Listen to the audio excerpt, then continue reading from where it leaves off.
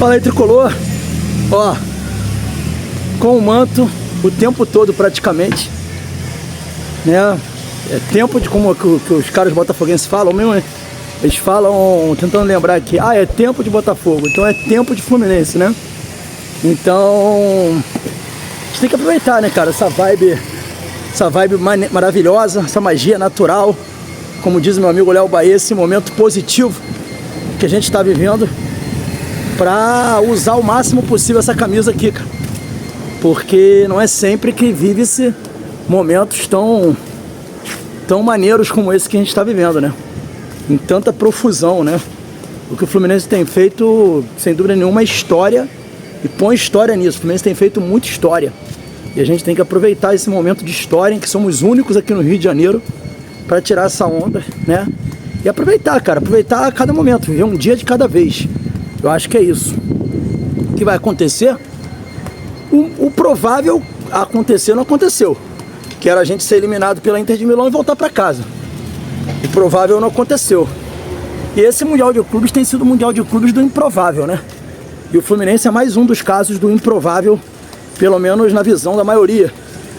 Então a gente pode continuar fazendo história, é razoável, palatável, plausível que a gente continue fazendo história, e a gente tem que continuar acreditando nessa vibe positiva, nesse momento positivo, porque a gente está fazendo história, e mesmo que essa história acabasse na sexta-feira, essa história nunca vai acabar, porque a vibe positiva, o que foi construído nesse Mundial de Clubes foi muito grande. Talvez não grande na altura do que o Fluminense merecia, porque o Fluminense é muito gigante, o Fluminense merecia o título. E por que não pode ser campeão? Pode. Eu vou explicar por que pode.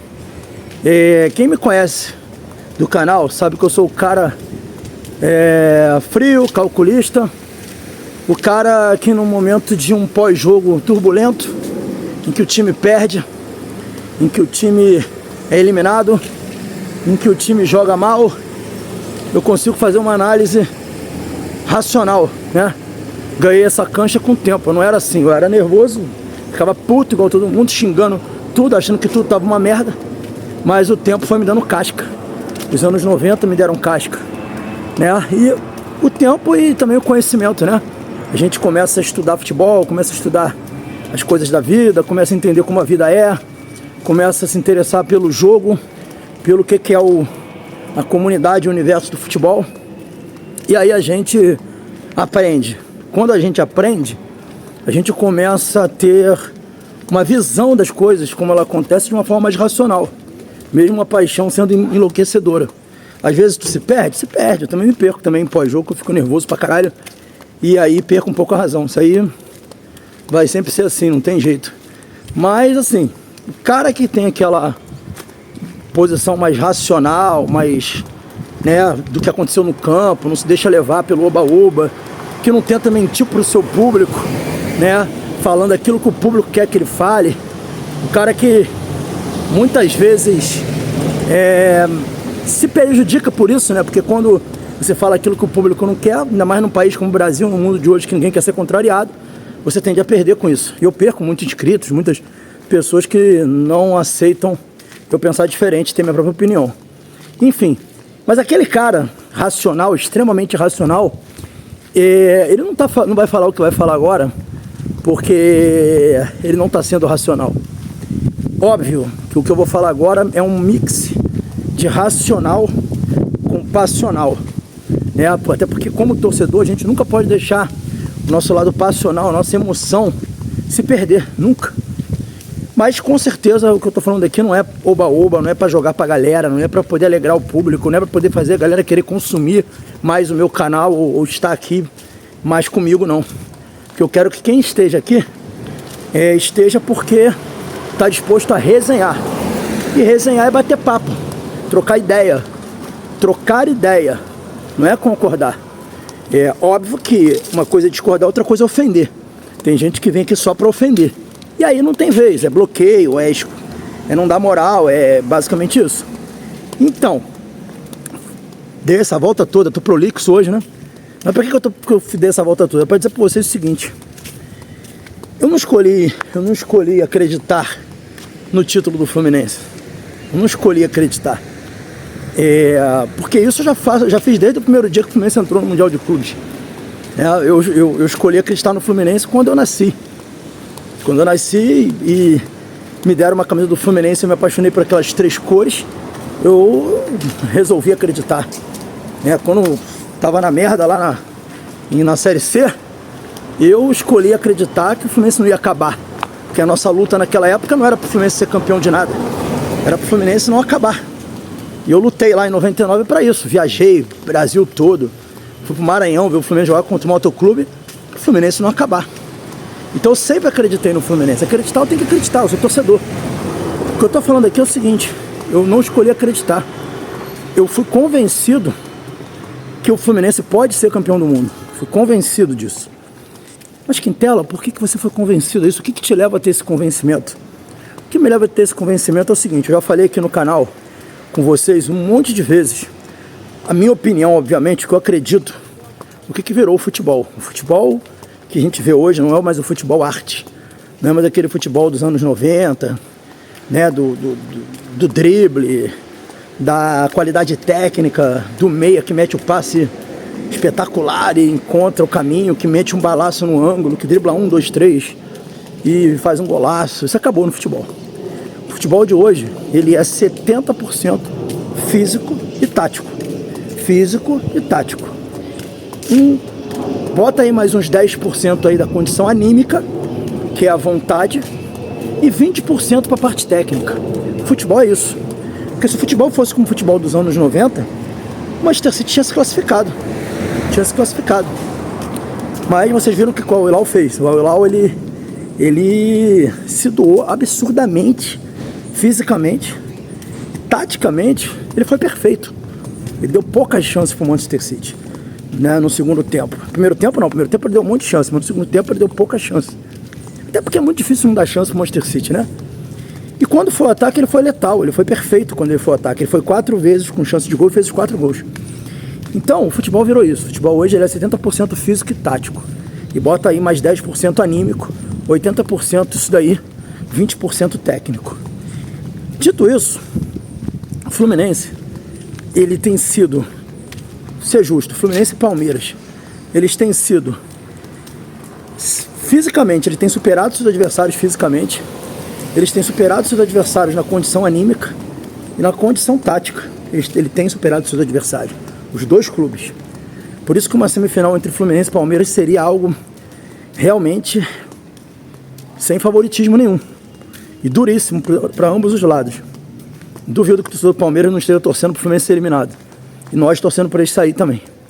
Então, esse futebol que é 80% físico, tático e anímico, ele proporciona a times como o Fluminense, como o Palmeiras, a possibilidade de vencer. Porque esses dois clubes, nesses 3 quesitos, eles estão voando. Eles são de longe os melhores desse Mundial de Clubes. Tô falando isso aqui para agradar você, torcedor fluminense, para criar expectativa não, porque se o Fluminense for eliminado pelo Al-Hilal na próxima partida, é algo que é normal e que a gente tem que continuar muito orgulhoso desse time.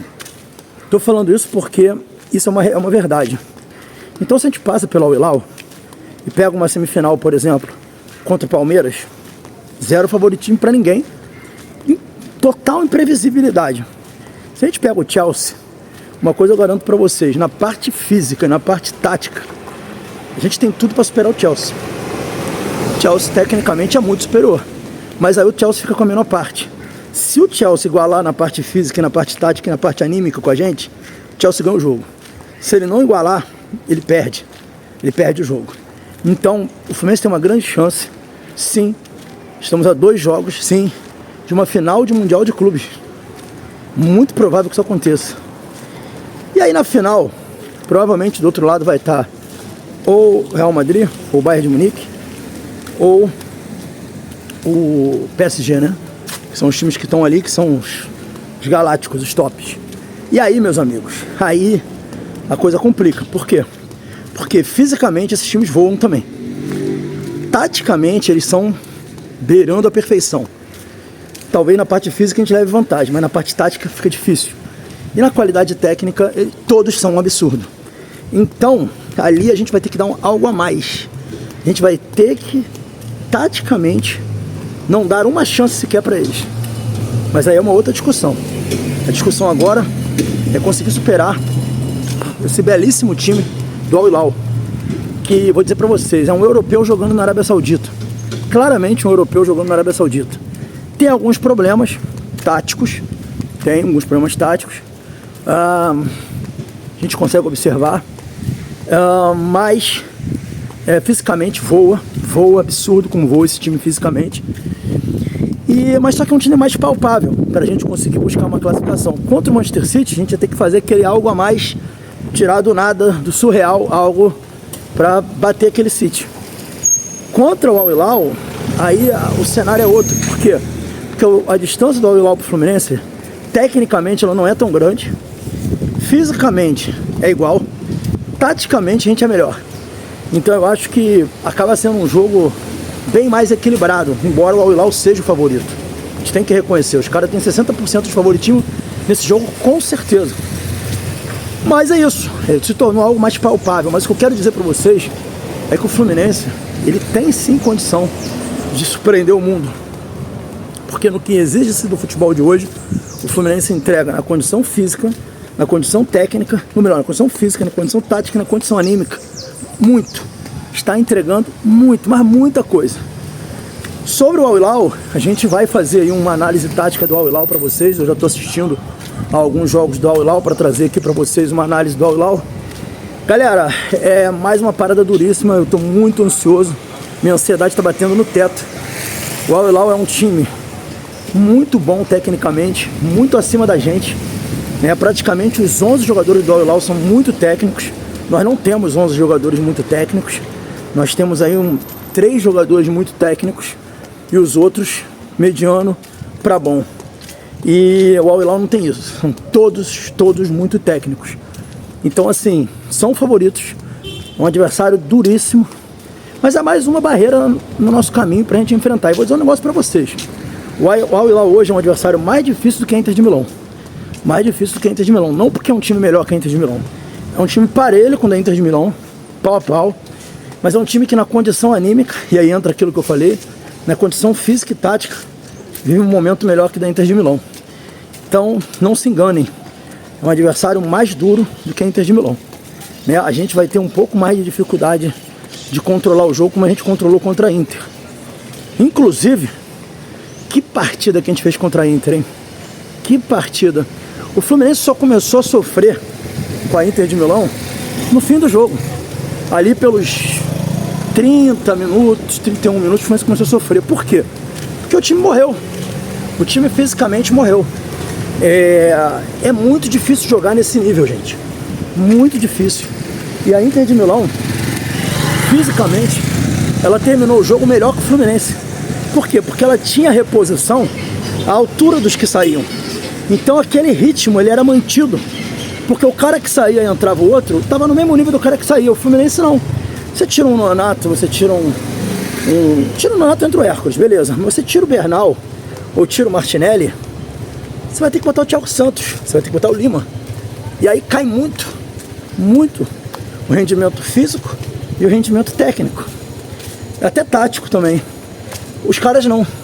Então a Inter terminou o jogo muito melhor condicionada fisicamente do que o Fluminense. Por isso que o Fluminense cedeu oportunidades à Inter. E esse vai ser um grande desafio contra o Al Hilal também. A gente conseguir manter o ímpeto e a pegada e a concentração até o fim do jogo. Isso vai ser um grande desafio. Pesa favorável a gente o fato deles terem ido para uma prorrogação. Isso é um ponto positivo. E o fato também deles não terem tantas reposições. Eles são o time deles titular é um timaço. Mas as reposições deles também não são das melhores. Eles estão em fase de montagem de um grande time. Mas eles têm esses problemas também. Então é isso. É um jogo que eu não paro de pensar. E quero convidar vocês que estão aí para a nossa live de hoje. Hoje tem resenha com a galera. Cara, resolvi abrir uma live 10 horas da noite hoje. Porque eu não estou conseguindo dormir. Estou dormindo tarde. Fico pensando. Falei, vou fazer uma live. Sei que não vou dormir cedo mesmo, não vou conseguir. Então vai ter um resenha com a galera hoje. 22 horas, fica o convite aí, vamos resenhar, falar desse Fluminense, E tá vindo material aí, provavelmente amanhã eu devo lançar a análise do Al Hilal pra vocês aqui no canal. Saudações tricolores, deixa o like aí, se inscreve no canal, valeu galera.